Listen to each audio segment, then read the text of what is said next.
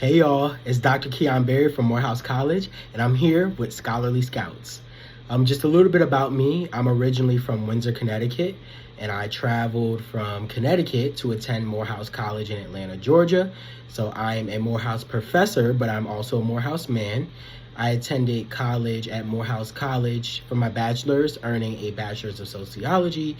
I went to the University of Pennsylvania Graduate School of Education to get my master's in education entrepreneurship. And for my doctorate degree, I attended Monmouth University, earning a Doctor of Education degree in educational leadership with a P12 focus. So a little bit about why I decided to get a doctorate in education versus a PhD.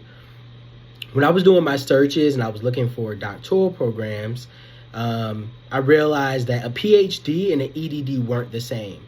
So a PhD is a philosophy degree in a particular field, and an EDD is specifically a doctorate in education. And it's somebody who knew I wanted to be a scholar-practitioner, which is somebody who writes research but also practices in the field. I just felt like the EDD was more practical for me. Now, I did have to do a project. I did have to pass comprehensive exams. I did have to write a dissertation and defend that dissertation. However, the classes were just more tailored to professionals who were connected to education in different ways. And for me, as someone who had worked in the nonprofit setting, but not particularly in a school district, that was something that was helpful for me and helped me to tie all the things that I was learning in education back to the purpose of education, which is why I chose to go with the EDD over the PhD. My experience going from a HBCU to an Ivy League was an incredible experience. I feel that Morehouse prepared me in an excellent way. When I graduated Morehouse, I had a 3.2 GPA.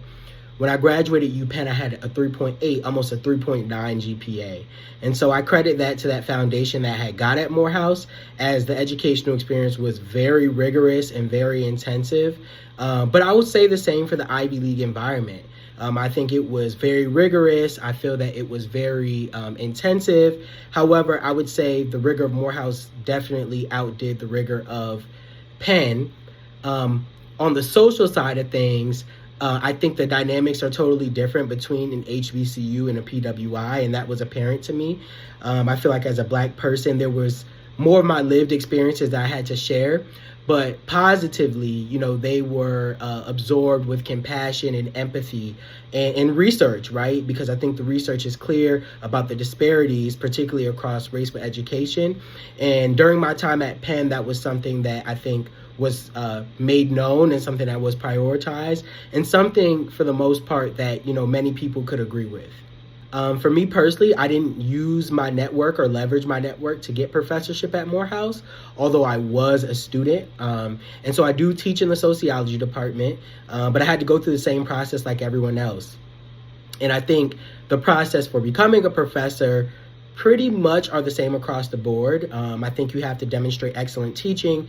You have to have some peer-reviewed research that has been published. And for the most part, and it's not applicable everywhere, but in some programs, you do have to have a doctorate of some sort. And so for me, I fulfilled those three requirements. And so when I did apply and when there was an opening, I think I was able to leverage my background as a sociology student to help gain professorship.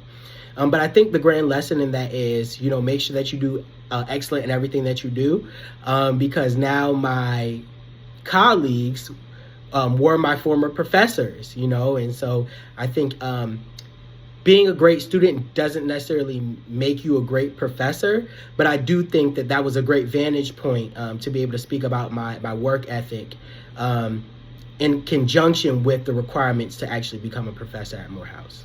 When I was a junior at Morehouse, I became a Forbes Under 30 scholar. And just a little bit about the program. Forbes, every year, and I'm not sure if they still do it, at the time, they were selecting top undergraduates from various fields to recognize them for their work. For me, I was recognized for social impact because I had an incredible mentoring program that I partnered with Atlanta Public Schools on. And so that was an incredible honor. I was able to travel to Detroit, Michigan, and had the Forbes Summit completely subsidized, by Forbes. But it was a great experience to just meet other people from other fields who were doing excellent work, and be able to maintain those relationships over time and just draw parallels across industries. So 3 tips that I would give scholars who are currently going through their journey. The first thing is stay focused. I think there's a lot of distractions, but the distractions are easily identifiable. They are the things that aren't in alignment with what you should be doing. And so I think that staying focused is not just a directive. I think it's a feeling. And that's why I would say intuition is the second thing. You got to trust yourself. You got to trust your own gut. You got to know who you are. And one of my favorite poems is by Shel Silverstein, and it's called The Voice. And it basically talks about how no preacher, teacher, parent, friend, or wise man can decide what's right for you. Just listen to the voice that's deep inside. And so I think intuition and attunement are key factors in any scholar's success. And the last thing I would say is just, keep working hard, right? Mental health is a huge thing nowadays. And I think there are disparities for specific groups in achieving success. It could be poverty, it could be epigenetics, whatever it is. But I think the most important thing to remember is if you stay resilient and you persist, eventually you'll reach your goal.